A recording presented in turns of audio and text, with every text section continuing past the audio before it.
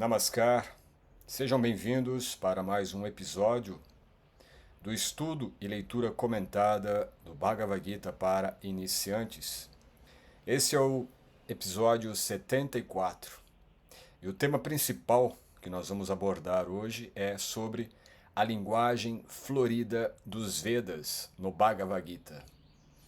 Eu tenho certeza de que esta aula pode ser para você também um divisor de águas em relação ao que ela traz. Não a aula em si, talvez, porém o verso. O próprio verso nos revela algo que deveríamos ter em mente, que deveríamos ter consciência, pois o próprio verso traz a necessidade de rompermos uma linha delimitadora da nossa consciência na relação com o conhecimento a respeito do absoluto.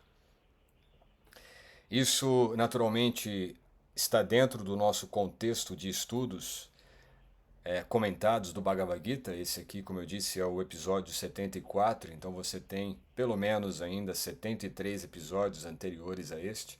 Eu recomendo que você, inclusive, faça o acompanhamento, faça a leitura, se possível, ou simplesmente assista ou ouça estes 73 episódios.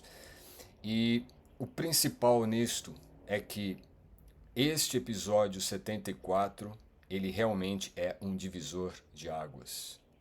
Eu digo isto porque apenas o contexto ou apenas o próprio texto do Bhagavad Gita já nos dá essa referência, já nos dá uma abertura de entendimento a respeito das escrituras, a respeito dos textos e principalmente a respeito de como que nós, seres conscientes, dotados da capacidade de intelecção ou do entendimento daquilo que percebemos, daquilo que cognizamos, temos, a partir disto, a partir desta habilidade natural do nosso próprio ser, condições então de acessar aquele conhecimento que está além das palavras floridas dos Vedas. É engraçado, né, como que nós somos atraídos, né, por tudo que é muito decorativo, tudo que é muito florido, colorido.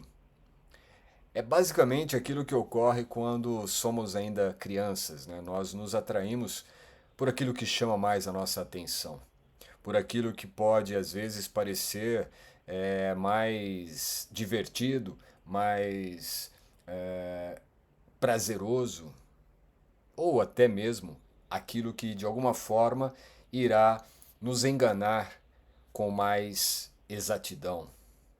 Sabe? Aquele tipo de coisa em que você sabe, pode não ser assim, pode ser diferente, pode ser algo além do que eu estou conseguindo entender.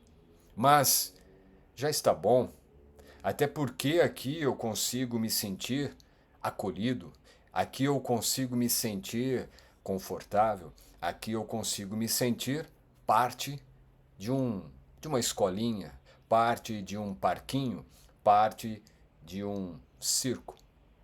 Algo desse tipo, entende?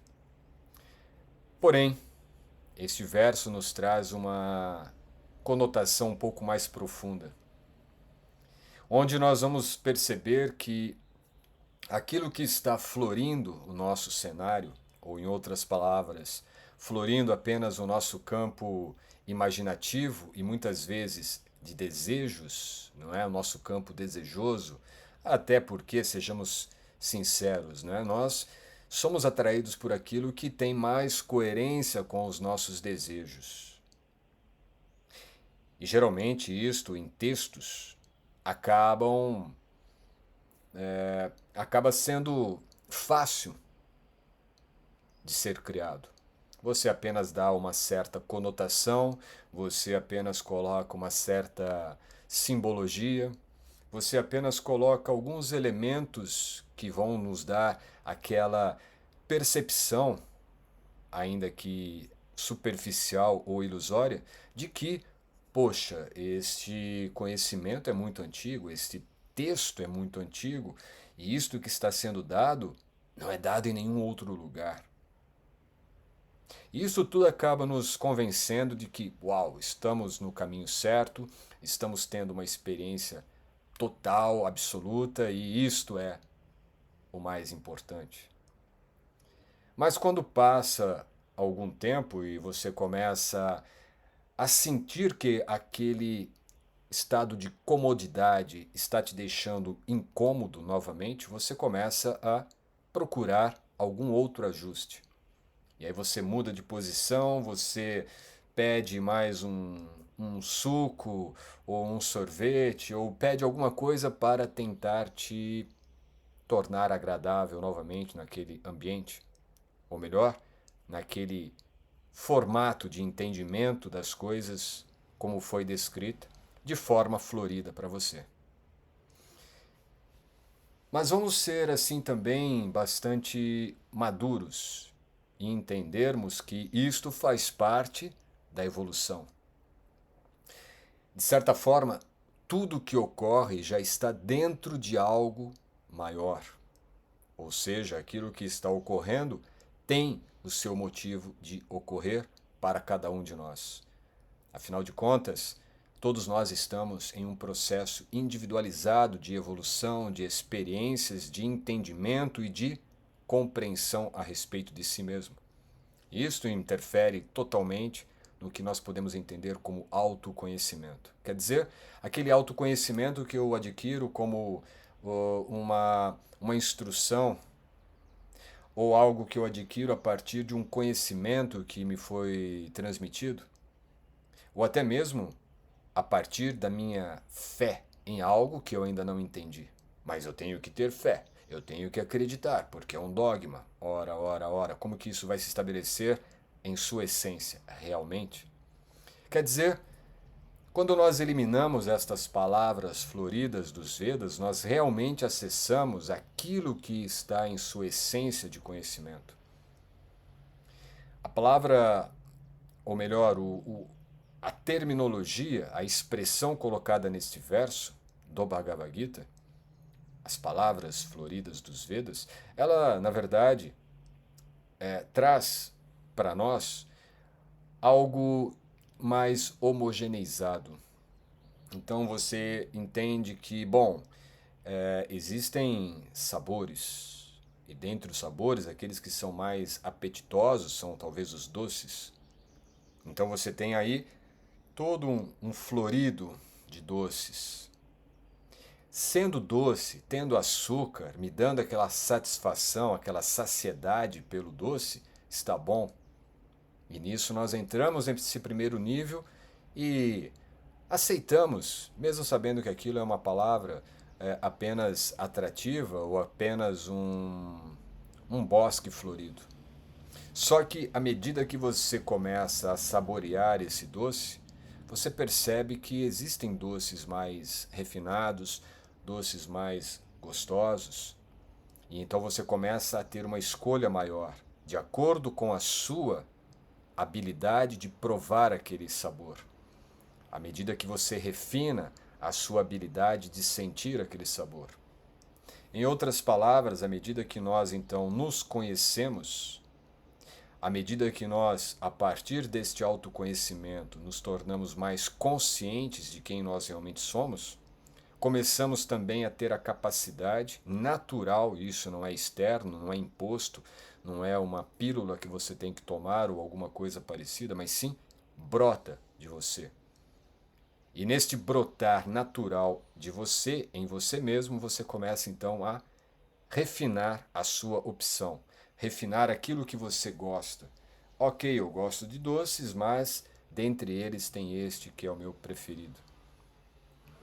Quer dizer, é uma metáfora, né? E doce, todo mundo talvez goste de doce, então fica fácil aqui de entender o que eu quero dizer. Quer dizer que quando você elimina todas essas palavras floridas dos Vedas, ou quando você entende que dessa vastidão de sabores e doces que existem, você tem aquele doce ou aquele conhecimento, aquela experiência que é única, e que ela sim transforma você, transforma a sua capacidade de entender e principalmente de perceber a sua experiência na realidade, a experiência em você mesmo.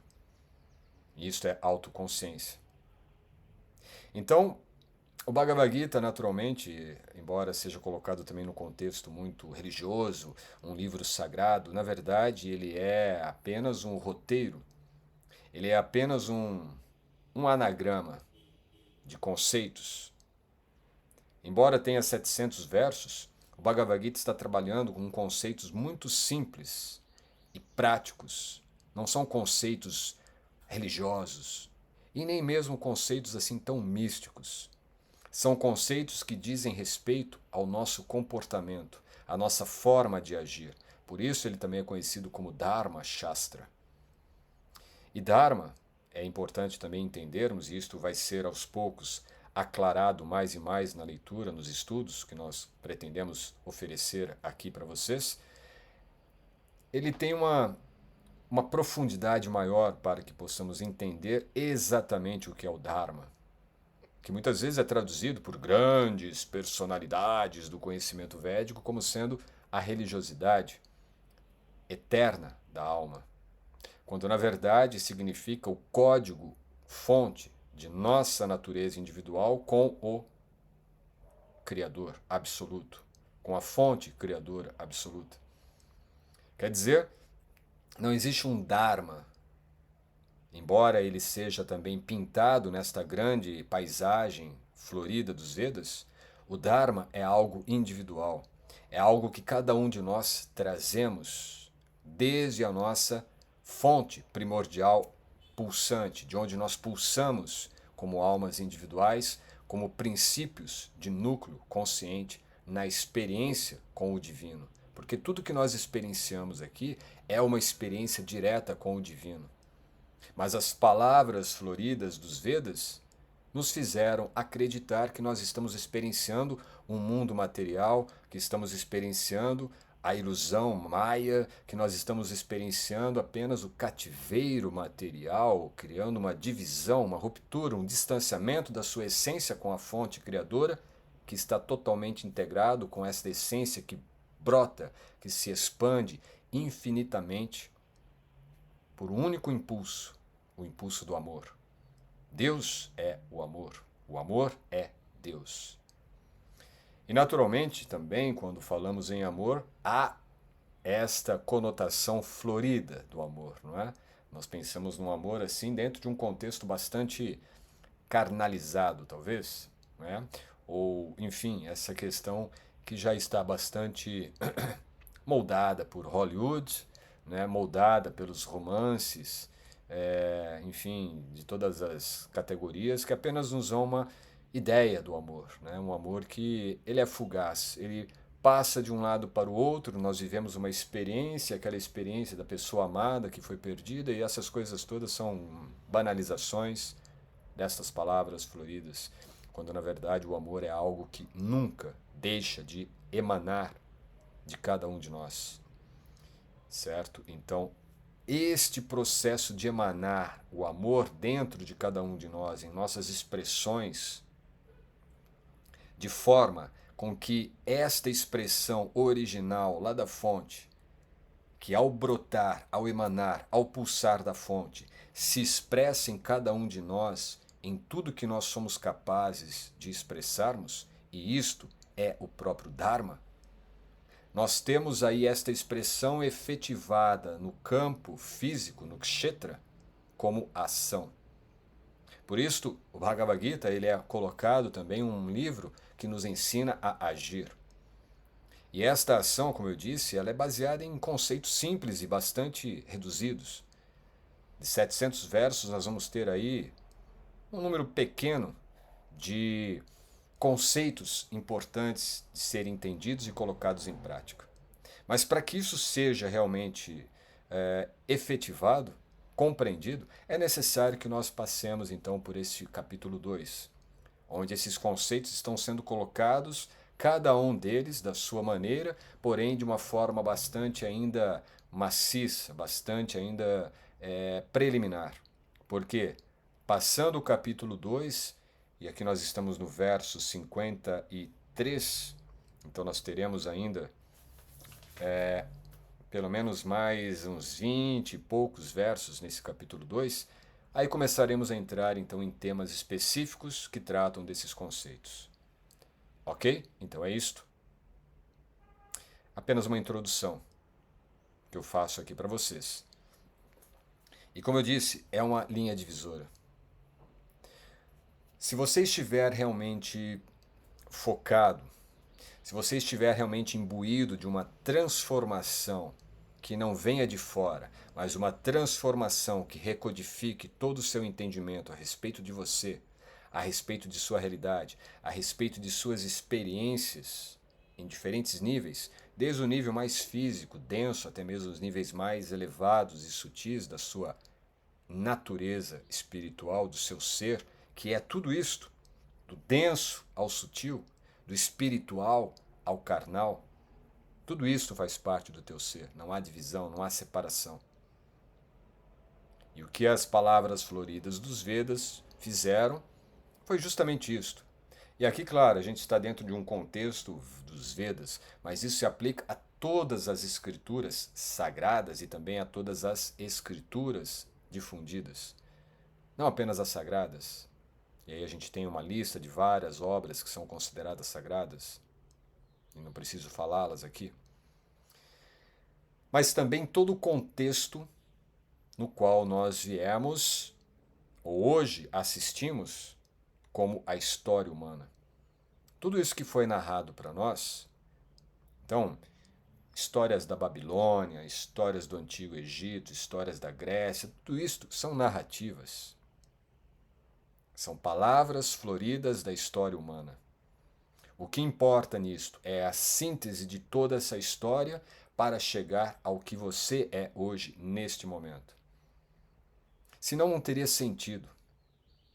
Ficaríamos apenas acreditando nas palavras floridas da humanidade, nas palavras floridas da religiosidade, nas palavras floridas das ciências, ou nas palavras floridas de determinados mestres e homens e tudo mais.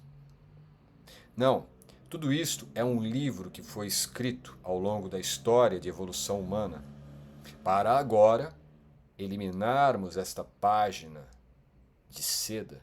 Sabe aquela folha de seda que você até vê o outro lado, mas está com uma certa opacidade, né? Um estado opaco de visão. Então você vira aquela página de seda, cuja floresta densa de linguagens floridas foi eliminada. E aí o que você entende principalmente é que todo conhecimento não está na narrativa, todo conhecimento não está na história, todo conhecimento não está na linguagem florida de qualquer categoria. O conhecimento está em você. E significa como que você agora acessa estas narrativas, acessa estas linguagens floridas para extrair o néctar delas. Na linguagem, no estado florido de historinhas da carochinha que foram contadas? Não.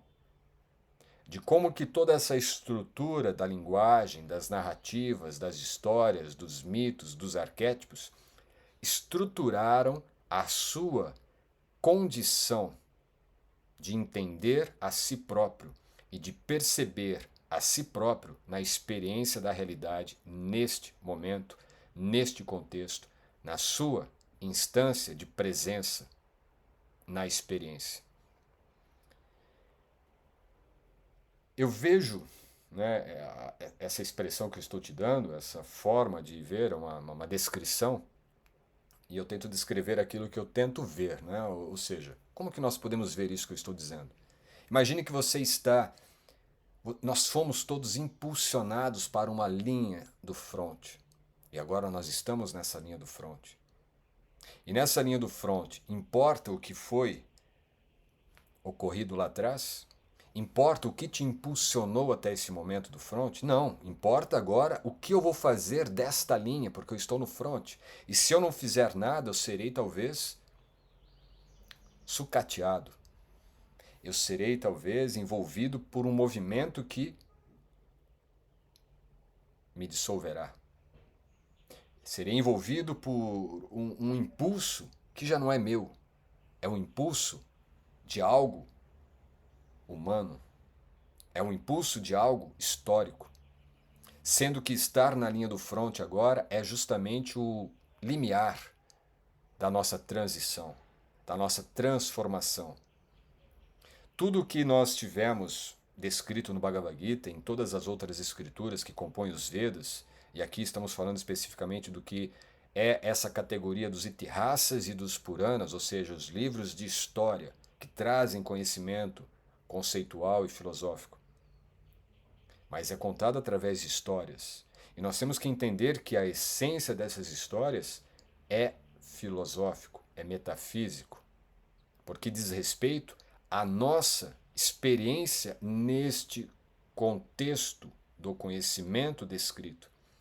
É como se, ao lermos uma história, fosse necessário entrarmos no personagem, vivermos aquele personagem, para, através dessa vivência, claro que a nível de consciência, a nível de uma experiência até mesmo, talvez intelectual, conceitual, possamos então ter uma proximidade maior do conhecimento que está ali descrito através de narrativas, de mitos ou de arquétipos.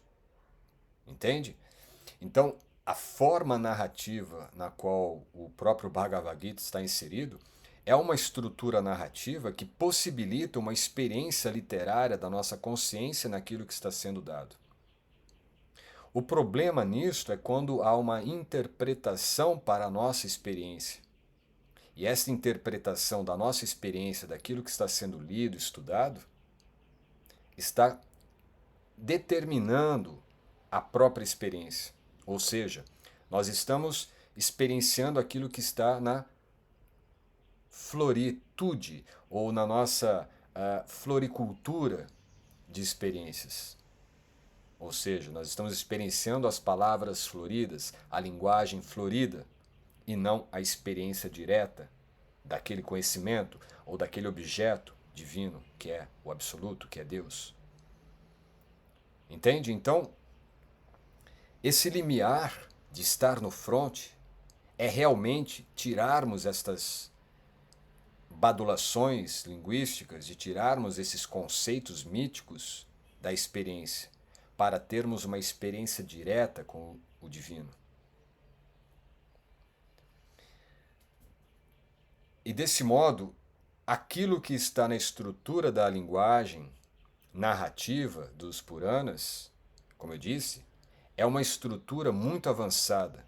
Para hoje, nós vemos apenas como uma narrativa mítica e que se torna uma narrativa religiosa.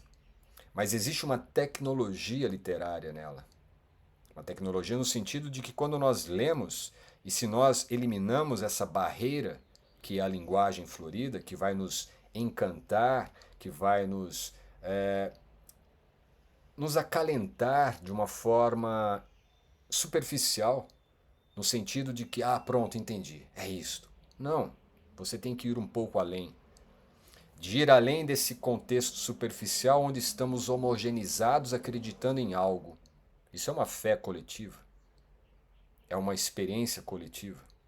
Quando, na verdade, quando você entende essa estrutura narrativa dos Puranas, ele está te colocando para uma experiência individual do teu ser, naquele contexto descrito, dentro de uma estrutura narrativa, dentro de uma forma de contar uma história.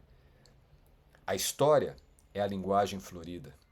O conhecimento, a essência daquela história, é o que nós temos que experienciar em todas essas narrativas. E essa experiência é individual. Por isso eu estou dizendo que esse verso ele é um divisor de águas, caso entenda este ponto. Nós somos a experiência. Nós somos a experiência do conhecimento que já está em nós. E todo este conhecimento narrado, todo esse conhecimento escrito, é apenas referências simbólicas, linguísticas para que a nossa consciência transite desse estado humano condicionado para um estado de consciência humana elevada, transcendente, sublime, espiritual ou qualquer outra nomenclatura que você queira dar. Certo? É como eu disse, sendo a narrativa Purana uma narrativa histórica, até literária, a essência que ela traz é a essência metafísica, a filosofia, o conhecimento, a experiência metafísica do ser. Quer dizer, o núcleo desse conhecimento está então nos Upanishads, no Vedanta Sutra, Rig Veda. E desse modo, eliminar essas palavras floridas significa realmente experienciar a sua consciência de modo direto na experiência, entendendo que toda experiência é experiência com o divino. Mesmo aquelas que nós podemos ter assim como uma definição, uma experiência material, uma experiência mundana, uma experiência carnal, qualquer coisa desse sentido, não é? De que dá uma certa delimitação. Isto é sagrado, isto é profano. Isso é dual. E lembre-se, né? Isso é uma estratégia, inclusive, de guerra, uma estratégia política, uma estratégia onde você, ao dividir, você tem condições de controlar melhor os impulsos naturais do ser humano. Impulsos esses que estão buscando por Deus, por sua realização plena com o divino. Mas, feita essa introdução aqui, porque era necessária, já que eu estou dizendo, é uma aula de transição realmente, é uma linha de transição, não é? Uma linha divisória. Seria importante dar essas aclaradas aqui para você. Então, nesse verso 53 do capítulo 2, está sendo dito o seguinte: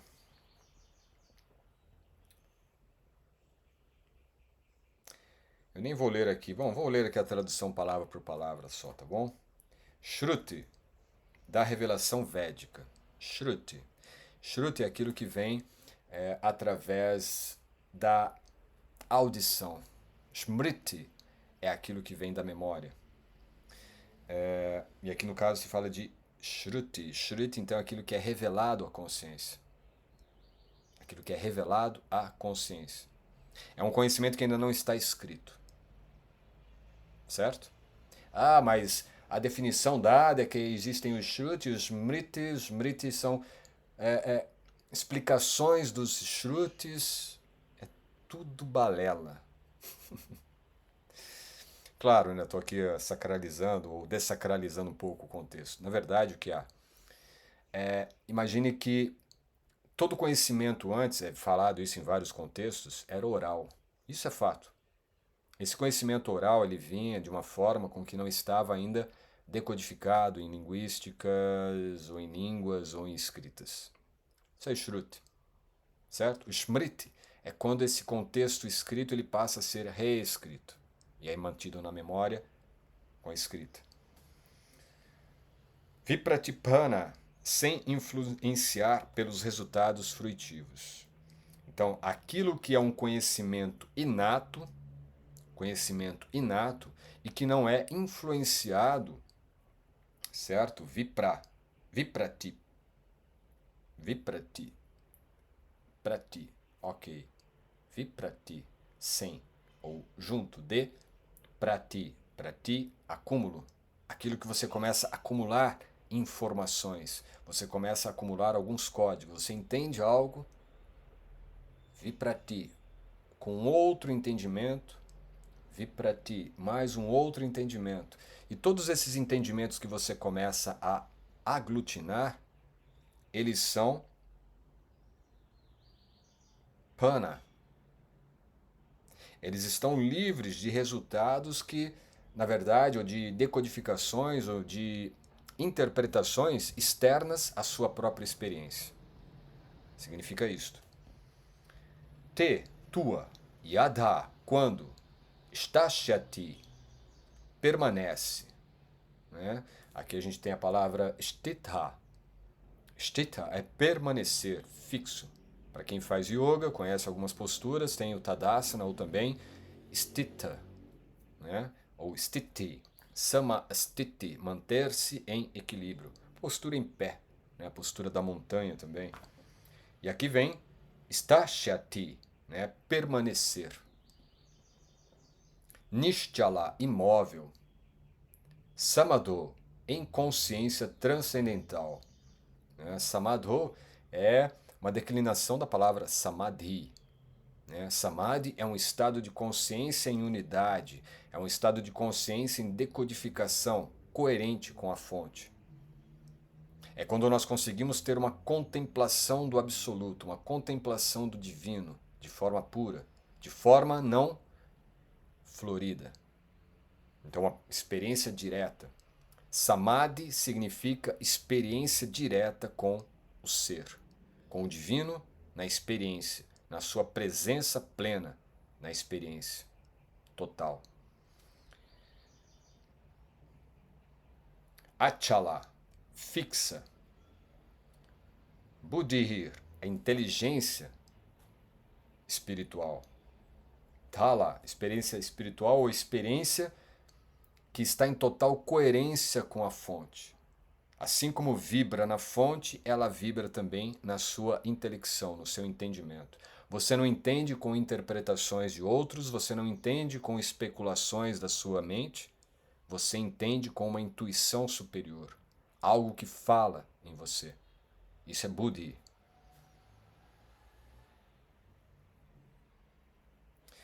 Tada, então, Yogam, autorrealização. Yogam, autorrealização. Então, aqui a palavra yoga é, na verdade, esse estado de coerência total com o divino em você. Isso é uma unidade. Essa unidade implica em autoconhecimento, autoconsciência, autorrealização. O yoga, então, ele acopla essas três instâncias do nosso desenvolvimento. O autoconhecimento, o conhecimento sobre si, a autoconsciência, a consciência de si e do todo. Autorrealização, essa unificação ou essa unicidade coerente do teu ser com a fonte criadora, o divino, o absoluto, Deus. E por fim, avapshasi, alcançais ou alcançarás. Então aqui de certa forma está dizendo que quando essa revelação, esse entendimento do conhecimento, ele não passa por esses véus interpretativos, que são as linguagens floridas dos Vedas, nós temos então um estado de percepção, uma contemplação pura da verdade. Uma contemplação de total coerência, assim como é a fonte, nós vemos e presenciamos ela na nossa vida. E não é apenas em um momento específico da vida. E quando você está em algum momento de meditação, algum momento de culto, algum momento ali de austeridade nos Himalaias, não. Isso está ocorrendo a cada instante. A cada momento está se dando essa efetivação do divino em nós. Isto é samadhi.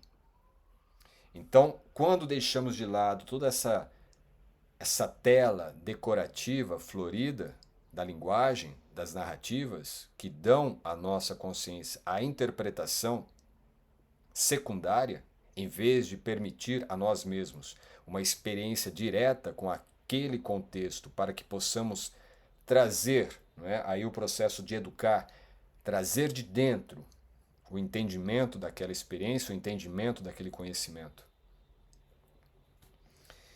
E desse modo, então, nós intelectamos, ou entendemos Buddhi, essa inteligência intuitiva, superior, que entende aquilo que está sendo experienciado a partir de uma ótica superior, a partir de uma consciência mais elevada, que é o eu.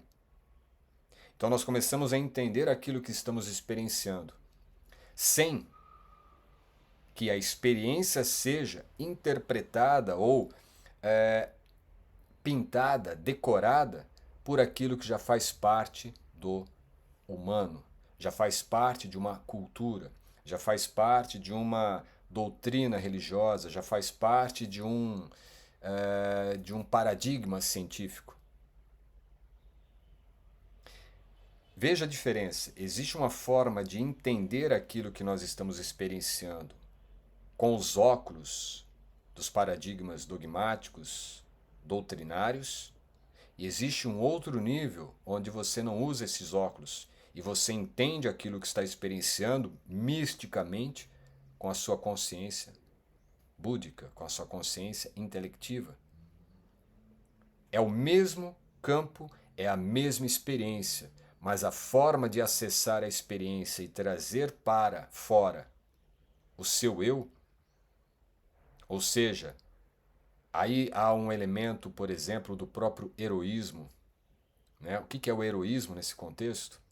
É de você ser realmente o protagonista da experiência.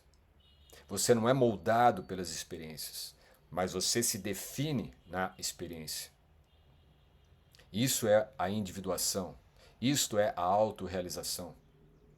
Enquanto nós deixamos com que a experiência seja denominada, definida, moldada, condicionada por elementos de dogmas, doutrinas ou qualquer outra estrutura condicionante da consciência humana em evolução, nós não estaremos tendo realmente um conhecimento autêntico.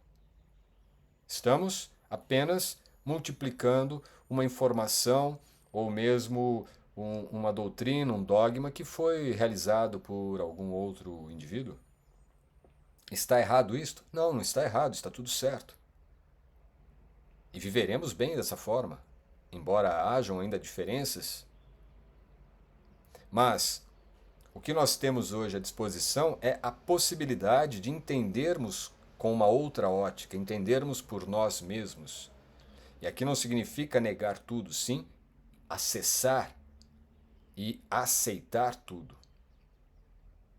Mas não se prender a tudo isto como o florido, mas utilizar tudo isto para refinar isto que brota de dentro de nós como conhecimento e amor. O conhecimento da experiência e a essência da experiência, que é o amor.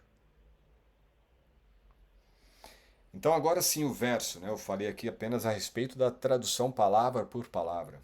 O verso ele diz o seguinte de forma literal: quando a tua mente, ou buddhi, deixar de se perturbar, então você tem uma experiência e você fica perturbado, porque aquela experiência vai te colocar um pouco aflito, vai te colocar numa situação às vezes um pouco confusa, desconfortável.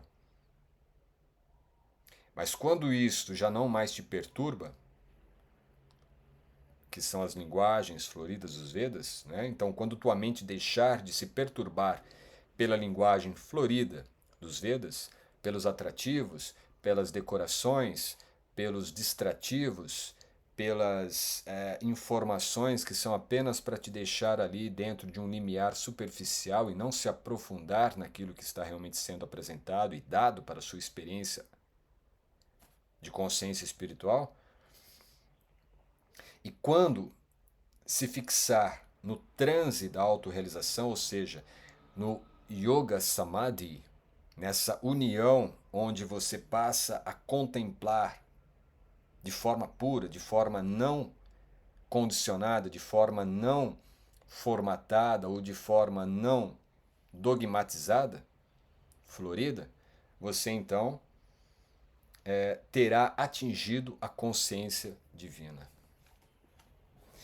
Olha que interessante, né? Porque as palavras floridas, as interpretações dadas para você entender, em vez de dar a você apenas o caminho para que você tenha o seu entendimento direto, elas encobrem a nossa consciência divina. Isto Krishna diz no Bhagavad Gita. Então, veja que tudo que foi escrito, como eu disse, é para nos trazer até esse limiar, até essa linha do fronte. E dessa linha do fronte nós conseguimos visualizar a consciência divina que está em nós mesmos. E aí é uma opção nossa. Eu quero agora experienciar essa consciência divina em mim, ou eu quero continuar apenas sabendo que ela existe e que ela está lá, enquadrada, emoldurada nas Escrituras. O papel das Escrituras reveladas, dos Vedas, dos Puranas, dos Upanishads, do próprio Bhagavad Gita, não é para se tornar uma moldura para a nossa consciência divina, mas é uma ferramenta. É isso que nós estamos tentando aclarar para vocês nesse estudo. Não é uma literatura ou um texto sagrado que você fica até quase que tendo esses textos ou esse conhecimento como um fetiche. Não. São ferramentas. Assim como você tem softwares, você tem aplicativos para determinadas atividades, entenda as escrituras também como esses aplicativos, que para a nossa consciência tem a ferramenta ou tem a finalidade de ajudar a aclarar a nossa experiência com o divino aqui. Não é em outro lugar, não é em outra instância, não é no mundo espiritual. E se você não realizar, você também não vai para o mundo infernal. Isso não existe, essas historinhas para colocar medo em nós. Não existe. Certo?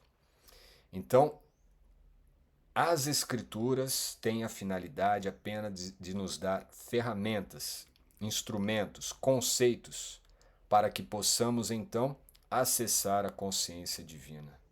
Isso está sendo dado no verso que lemos hoje, né? O verso 53 do capítulo 2 do Bhagavad Gita. Quando a sua mente deixar de se atrair ou de se apegar pelas palavras floridas dos Vedas, e que isto traz um certo desconforto, e você não mais estar apegado a esses conceitos, você então estará a nível de realização yógica, autorrealização do ser. E assim terás atingido a consciência do divino, ou a consciência divina. Ou seja, todo este florido campo textual, considerado sagrado, considerada literatura, mesmo literatura védica, pode ser um impedimento para a consciência divina. Embora eles nos deem referências desta consciência divina, os dogmas que foram criados sobre e a partir destas linguagens floridas limitam a nossa evolução ou o nosso acesso a esta consciência divina. Então, em vez de termos experiência com a consciência divina, nós teremos experiência com uma estrutura sígnica, estrutura mítica ou arquetípica do divino, e não o divino. Espero ter deixado claro para vocês a importância desse verso, a importância desta aula, episódio aqui do estudo do Bhagavad Gita, comentado para iniciantes, episódio 74. E com este aclaramento, eu espero ajudá-la nesta jornada de evolução que cada um de nós estamos. E para encerrar, eu quero anunciar o seguinte: nós temos já um estudo do Bhagavad Gita, estudo temático do Bhagavad Gita. Esse estudo já existe desde 2017, já tivemos 13 edições dele, só que agora nós vamos abrir um outro estudo. É um estudo diferente. É um estudo de decodificação do Bhagavad Gita. Mais ou menos o que eu fiz nessa aula é o que nós vamos fazer em todo o Bhagavad Gita a partir de fevereiro. E é um estudo onde você realmente estará comigo, através de encontros pelo Zoom. Essas aulas ficarão gravadas e você depois terá acesso a elas para poder assistir quantas e quantas vezes quiser. E durante esses estudos nós teremos também interação com cada um de vocês, com as suas dúvidas, com os seus questionamentos, com as suas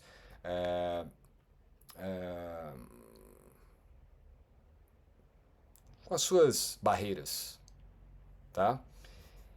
E principalmente será um estudo do Bhagavad Gita sem as densas e floridas palavras dos Vedas. Quer dizer, nós vamos fazer um estudo totalmente límpido, para que possamos ter ao longo dos estudos a experiência direta com esse conhecimento. Em breve eu trago mais informações, mas já se prepare, que vai ser agora, durante o mês de fevereiro, nós iniciaremos esse estudo. Se tiver já algum interesse ou quiser mais informações, é só entrar em contato ou deixar aqui nos comentários do vídeo pelo YouTube. Grato por sua atenção, mantenha-se firme em sua evolução, porque estamos apenas no começo. Nos vemos em breve. Namaskar.